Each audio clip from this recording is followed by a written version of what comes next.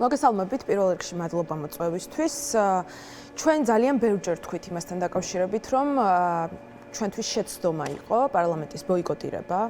შესაბამისად, შემდეგ ეს ყველაფერი გადაიზარდა თვითმმართველობის არჩევნების ბოიკოტირებაში და საბოლოოდ აი ამ პროვოკაციას უწოდებთ ჩვენ, იმიტომ რომ 4 ოქტომბერი ეს იყო ადამიანების შეცდომაში შეყვანა, პროვოკაცია, რომლის შემდეგაც ჩვენ ვხედავთ, დღესაც ვნახეთ და თქვენი კოლეგები დღესაც ვიცით რომ დაკავებულები არიან.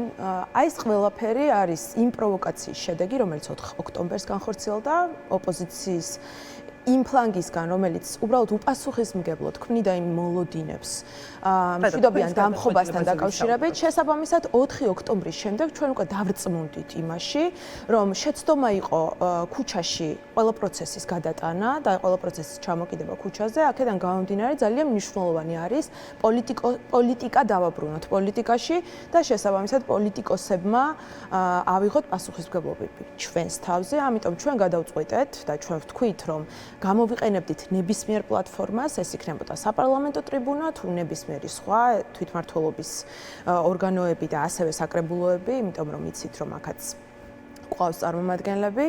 ეს საკითხი ჩვენთვის არის ძალიან მნიშვნელოვანი, მოვეკიდოთ პასუხისმგებლობით და არ დავრჩეთ იმ ილუზიებში, რომლებშიც გვამყოფებდა ნაციონალური მოძრაობა და მისი განაყოფები და ასევე ის უპასუხისმგებლო პოლიტიკოსები, რომლებიც ქმნიდნენ მოლოდინს, რომ დასრულდებოდა 4 ოქტომბერს, დასრულდებოდა არა მშვიდობიანი და არჩევნების ფორმით რამე, არამედ დასრულდებოდა აი ამ მშვიდობიანი დამხობით, რომელზეც ჩვენ ძალიან ბევრჯერ გვისაუბრია და ვთქვით, რომ ეს ჩვენთვის იყო სრულიად დიდი ოქტომბერმა რაღაცა იმხელა მოლოდინების შექმნა და შემდეგ ეს მოლოდინები რაღაცა თქვენც მათ შორის ისე გაგიცრუვდათ, რომ პარლამენტის შესვლის გადაწყვეტილება მიიღეთ. ჩვენ მაინტერესებს საუბრობთ გადაწყვეტილებას 4 ოქტომბერთან რატო აკავშირებთ? იმიტომ რომ ძალიან მნიშვნელოვანი 4 ოქტომბერს რეალურად და ეს რატო წყვეტს 4 ოქტომბერს და 4 ოქტომბერმა რეალურად დაამძიმა კიდევ უფრო მძიმე ვითარება პოლიტიკურად, კიდევ უფრო მეტ ჩიხში შეგვიყვანა და ასევე მოსახლეობა და კიდევ უარეს დღეში ამ 4 ოქტომბრის თქვენ რომ ხა 12 ადამიანი პარლამენტში შეხვალთ,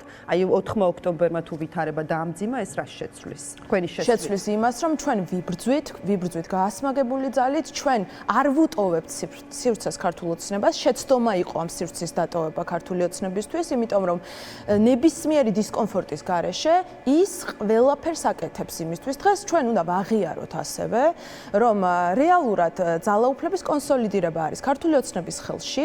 ისინი აი ამ დისკომფორტების გარეშე, განსხვავებული აზრის გარეშე საქართველოს პარლამენტში იღებენ კანონებს. ამ კანონებს ჩვენ ვექვემდებარებით. აი კიდევ ერთხელ ვიტყვი, რომ დღეს მაგალითად სწორედ ამ წუთებში თქვენს კოლეგებს ასამართლებენ ამ კანონებით. ჩვენ ხვალ ჩვენ შვილებს გაუშვებთ იმ რეგულაციებით, რომელსაც ოცნება გვთავაზობს საქართველოს პარლამენტში. აღარ მიიღებენ ამ კანონებს. ჩვენ რომ შევალთ პარლამენტში, ჩვენი მიზანი არის განსხვავებული აზრი დაბრუნდეს პარლამენტში, პოლიტიკა დაბრუნდეს პოლიტიკაში, შესაბამისად ჩვენ ძალიან მნიშვნელოვნად მიგვაჩნია. სხვა მოცემულობა იქნება, არანაირი მნიშვნელობა არა აქვს. საკანონმდებლო ორგანოში იქნებით მარტო თქვენ და ქართული ოცნება. დიახ და ქართულ ოცნებას ნამდვილად არ ეშინია დღეს სიმრავლის, არ ეშინია დღეს გინების, ქართულ ოცნებას ეშინია შინაარსობრივი პოლემიკის, შინაარსობრივ ნაწილზე საუბრის.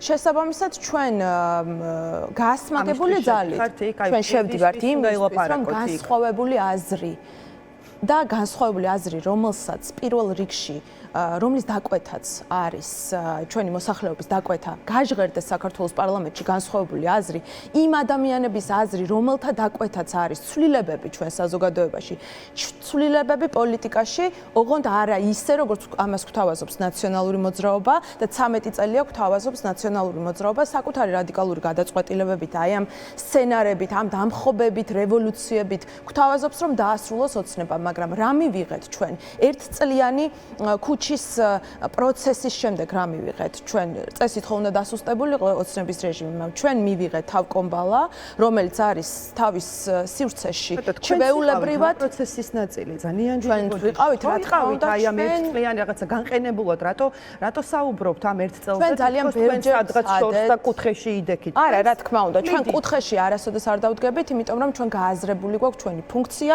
ჩვენი დანიშნულება ქართულ ხალხში, ის რასაც ელის ქართველი ხალხი ჩვენ ჩვენგან შესაბამისად.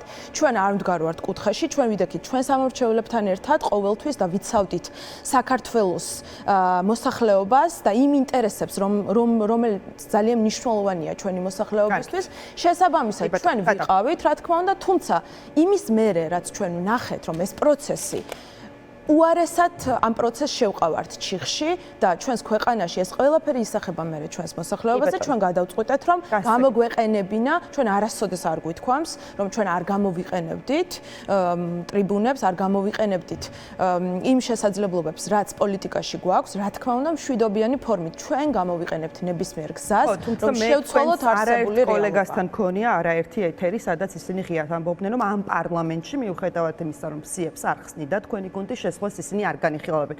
დღეს 21 ოქტომბერს თქვენი გუნდისთვის აღნიშნული პარლამენტი არალეგიტიმურია? სრულიად არარელევანტურია ამ შეკითხვის დასმა, იმიტომ რომ ქართველი ხალხისთვის არანაირი მნიშვნელობა არ აქვს. არის თუ არა? არანაირი მნიშვნელობა არ აქვს, ანა, ეს პარლამენტი ლეგიტიმურია თუ არ არის ლეგიტიმური, ჩვენ სიმართლეს თვალი უნდა გავუსწოროთ და ვნახოთ რეალობა. საზოგადოების განწყობა ძალიან მნიშვნელოვანი არის მნიშვნელოვანი და თქვენთვის მაინტერესებს, თქვენთვის, თქვენი პოლიტიკური. მე რა თქმა უნდა ვუპასუხებ თქვენ შეკითხვას თუ დამაცდით, იმიტომ რომ ყოველთვის ვცდილობთ რაღაცა სხვა მიმართულებით გადაიტანოთ. არა, ჩვენ არასოდეს არ გვქონია მცდელობა რომ პასუხისმგებლობა აგვერიდებინა. თქვენი პოლიტიკური გუნდისთვის დღეს 2025 წლის 21 ოქტომბერს პარლამენტი არის თუ არა? ჩვენი პოლიტიკური გუნდისთვის რელევანტური არის ყველა ის შეკითხვა, რომელიც აწუხებს ჩვენს მოსახლეობას. დღეს ჩვენი ხალხისთვის ეს შეკითხვა არ არის რელევანტურია, არ არის მნიშვნელოვანი, იქიდან გამომდინარე, რომ დღეს ჩვენ უნდა ვაღიაროთ და სიმართლეს თვალებში უნდა ჩავხედოთ და ვთქვათ, რომ დღეს ძალაუფლების კონსოლიდირება მოქალაქე ხომ ვარ? რაღაც საზოგადოების ნაწილი. ანა, ჩვენ არ გამოგვივა მე მგონი ესე ოქროში. მე უნდა მაცადოთ, უნდა მეუბნებით რომ მე რა შეკითხვასაც ვსვამ, ეს არ აწუხებს საზოგადოებას. ხომ ამას მეუბნებით. მე ხომ საზოგადოების ნაწილად, როგორც ერთ ადამიანი. რა თქმა უნდა. აი მე მაწუხებს და მე გეკითხებით, თქვენი პოლიტიკური და მე პასუხობთ თქვენ რომ ეს არარელევანტური შეკითხვა არის, იმიტომ რომ და თქვენ არ მაცდით რომ მე დავასრულო ჩემი აზრი. მაშინ მაცადეთ ძალიან. ლეგიტიმურია თუ არალეგიტიმურია პარლამენტი? ძალიან მნიშვნელოვანია ჩვენ სიმართლეს თვალებში ჩავხედოთ და გავუსწოროთ და ვთქვათ ის, რომ დღეს ოცნების ხელში არის ძალაუფლების კონსოლიდაცია. შესაბამისად, ოცნება ჩვენ ლეგიტიმურს ვუწოდებთ თუ არალეგიტიმურს დაუძახებთ ამ პარლამენტს. პარლამენტში ზის ღებულობს კანონებს, რომლებითაც თქვენც დღეს მობრძანდით სამსახურში, აი თქვენ ჟურნალისტი ბრძანდებით, იმ რეგულაციებით, რომელსაც ღებულობს საქართველოს პარლამენტი დღესდღეობით, თქვენ ახდენთ თქვენი ჟურნალისტური საქმიანობის განხორციელებას, ხო? მაშინ რატო ვაკეთებთ? რატო ვიხდით ჯარიმებს, რატომ დავდივართ, რატომ ჩერდებით შუქნიშნებზე? ეს დღევანდელი ძალაუფლება კონსოლიდირებული არის ოცნების ხელში. ამიტომ ჩვენ უნდა ვიცხოვროთ ილუზიებში, როგორც ნაციონალური მოძრაობა გვაცოცხლებს და გვაცხოვრებს ჩვენ და 4 ოქტომბერს ამის ილუზია შექმნა. ან უნდა დავასრულოთ ეს ილუზია და რეალურად ვიბრძოლოთ. თქვენმა პოლიტიკურმა გუნდმა, როდესაც მიიღო თვითმმართველობის არჩევნებში მონაწილეობის მიღება და მათ შორის თქვენი ოპონენტებისგან ისმოდა კრიტიკა იმასთან დაკავშირებით, რომ თქვენ დაეხმარებოდით აი ამ თქვენი გადაწყვეტილებით ქართულ ოცნებას რომ გამხდარიყო ლეგიტიმური ხელისუფლება, თქვენი პოლიტიკური გუნდის, მათ შორის თქვენიც ალბათ პასუხები იყო, რომ ამ პარლამენტს და აი ამ ხელისუფლებას ლეგიტიმურს ვერაფერი ვერ გახდის, მათ შორის ვერ ჩვენი მონაწილეობა თვითმმართველობის არჩევნებში. ძალიან მარტივ კითხვას გისვამთ. დღეს თქვენი გუნდისთვის პარლამენტი, რომელშიც თქვენ შესვლას აპირებთ, ლეგიტიმურია თუ არალეგიტიმურია? ანუ იქ ადამიანები რომ სხედან, არიან ლეგიტიმურად არჩეული ამ ქვეყნის მოსახლეობის მიერ, თქვენი აღქმით დღევანდელი გადმოსახედიდან თუ არა? იქ ადამიანები რომ სხედან, მათ ლეგიტიმაცია დაკარგეს მაშინ, როდესაც 28 ნოემბერს გამოაცხადეს, რომ უარს ამბობდნენ საქართველოს ევროკავშირში ინტეგრაციაზე. იმ ადამიანებმა 28 ნოემბრის შემდეგ იძალადეს ყოველდღიურად ჩვენს მოსახლეობაზე და სწორედ აი ამ ქმედებების გამო, იმ დრაკონული კანონების გამო, რომელსაც ყოველდღიურად ოცნება ჩვენ გვთავაზობს. რა თქმა უნდა, ოცნების რეჟიმი არის არალეგიტიმური, შესაბამისად, ჩვენ ამიტომ ვამბობთ, რომ შეცდომა იყო პარლამენტის ბოიკოტირება და მისთვის დისკომფორტის არ შექმნა პარლამენტის კედლებში, იმიტომ რომ ძალიან მნიშვნელოვანია განსხვავებული აზრი, ის აზრი, რომელსაც აფიქსირებს ჩვენი მოსახლეობა, ისმოდეს საქართველოს პარლამენტის კედლებში. დამანახეთ ამიხსენით, რა ბერკეტის გამოყენება შეგიძლიათ თქვენ თორმეტ. ყველა ბერკეტის მაგალითად, აი რა საგამოძიებო კომისიას ვერ შექმნით.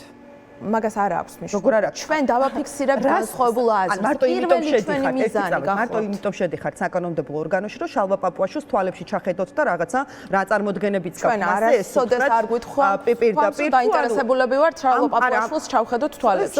რა თქმა უნდა, ხო ხვდებით რა გადატანის მნიშვნელობით, რადგან აქცენტს აკეთებს, რომ რაღაცა განსხვავებული აზრი უნდა გაშო. ან მარტო იმიტომ შედიხართ საკანონმდებლო ორგანოში, რომ ქართული ოცნების წარმომადგენლებს ასე არ ვიცი, გვერდით რო გეჭდებათ თუ რაღაცა 2 თუ 3 დაშორებით წინ, რას ფიქრობთ, ეს ამ ფორმით უთხრათ, მარტო ამიტომ შედიხართ საკანონმდებლო ორგანოში. იმიტომ რომ ოცნებას დღესდღეობით ყველაზე მეტად ეშინია სწორედ აი ამ შინაარსობრივი საკითხების, რომელსაც მას საერთოდ არ ესაუბრებიან, მას საერთოდ არ უყენებენ არავითარ არგუმენტებს, პირდაპირ არავინ არ ეუბნება. არის ეს ძალადობრივი მოწოდებები, არის ეს შეძახილები ქუჩის ფორმატში, არის ძალიან ბევრი პროტესტის გამოვლინება, თუმცა მათ ნამდვილად ეშინიათ იმ შინაარსობრივი საუბრების, იმიტომ რომ ისინი ძალიან ბევრ პრობლემას ფარავენ ამ ყველაფრით.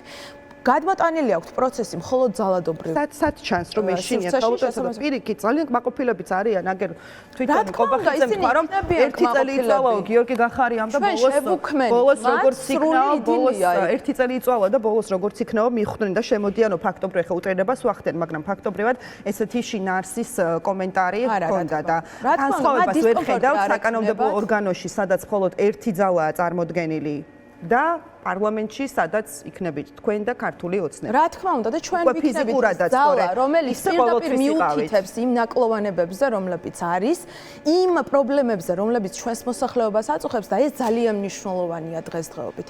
იმიტომ რომ მხოლოდ ამას შეუძლია შეცვალოს არსებული რეალობა. ჩვენ თუ არ ვაღიარებთ ჩვენ შეცდომებს, თუ ამ ყველაფერს არ დავასრულებთ და თუ არ შევცვლით ამას, ჩვენ ვერ გადავალთ მომდევნო ეტაპზე. რეჟიმი იყენებს ყველანაირ ინსტრუმენტს და რეჟიმის ხელში დღესდღეობით არის ყველა ბერკეტი, არის ყველა